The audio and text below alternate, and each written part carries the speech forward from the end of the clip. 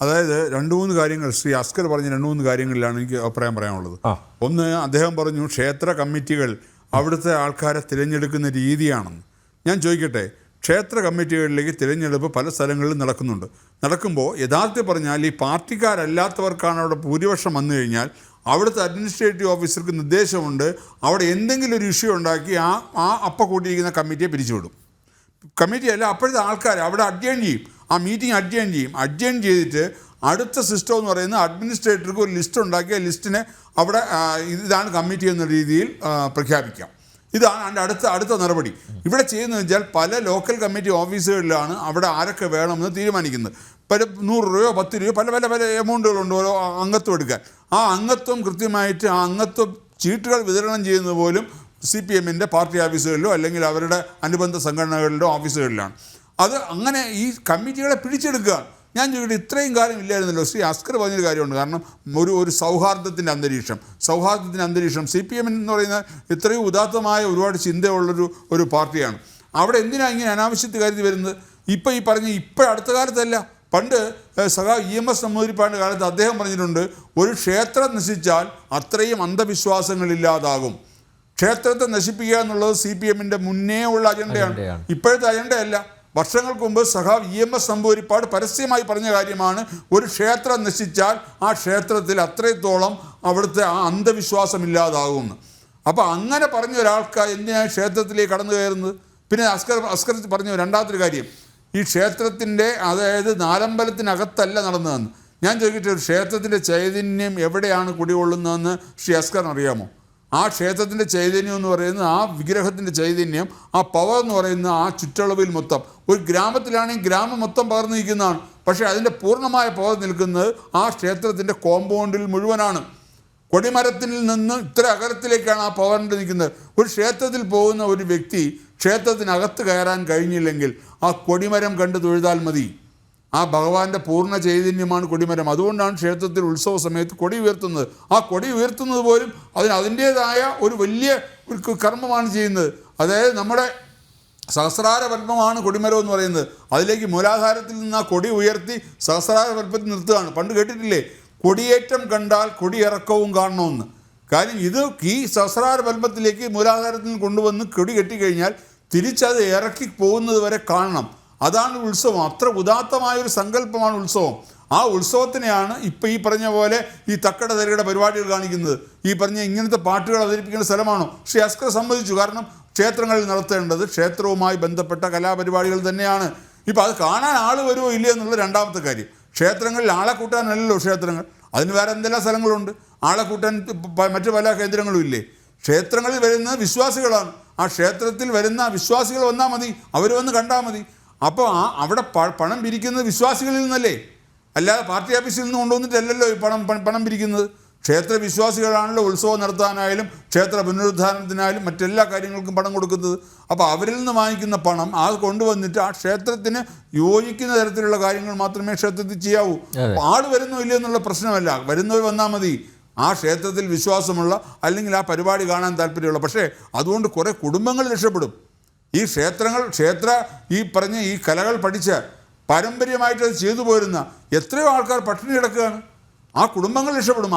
ആ കുടുംബങ്ങളുടെ രക്ഷപ്പെടില്ല, ആ കുടുംബങ്ങളുടെ ഒരു പ്രാർത്ഥന അത് ആ ക്ഷേത്രത്തിനും ആ ക്ഷേത്രത്തിലെ ഭക്തജനങ്ങൾക്കും ലഭിക്കും.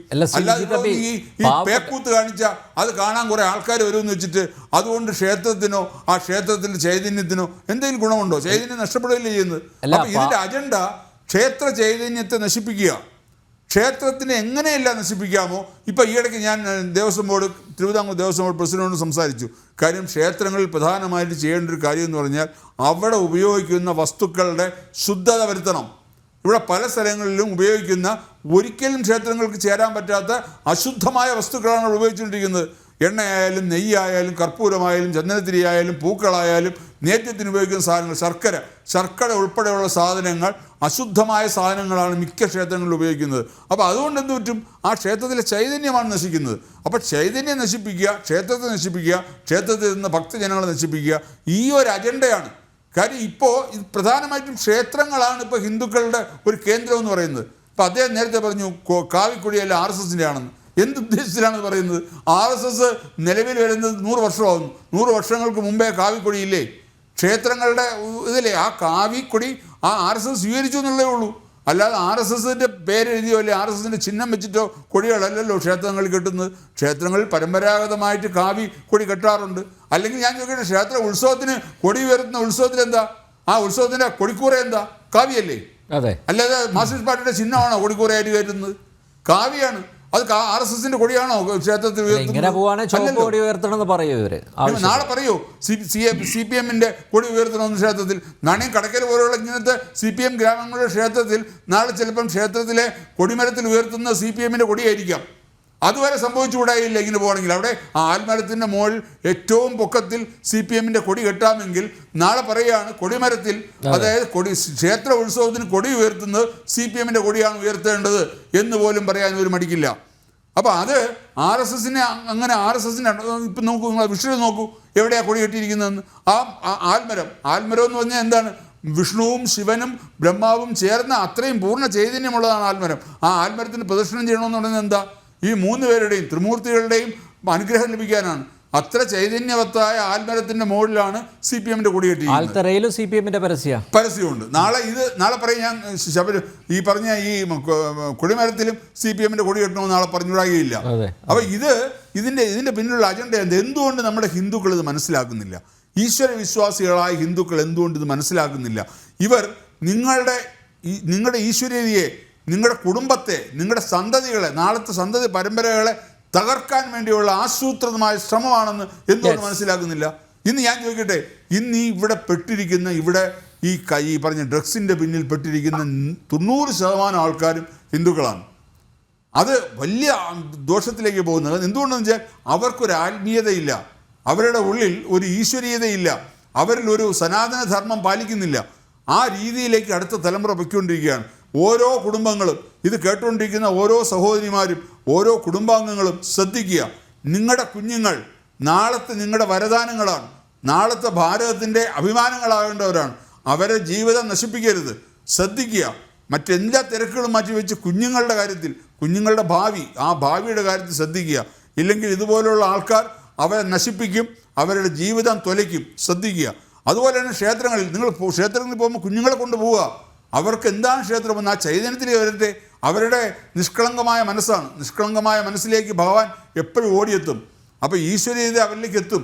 അപ്പോൾ അവരെ പറഞ്ഞ് പഠിപ്പിക്കേണ്ട ആവശ്യമില്ല. അവരെ സ്ഥിരമായിട്ട് ക്ഷേത്രങ്ങളിൽ കൊണ്ടുപോയി തൊഴിച്ച് ആ കുറിയിട്ട് അല്ലെങ്കിൽ അവിടുത്തെ തീർത്ഥം കൊടുക്കൂ, അല്ലെങ്കിൽ പ്രസാദം വാങ്ങിച്ചു കൊടുക്കൂ.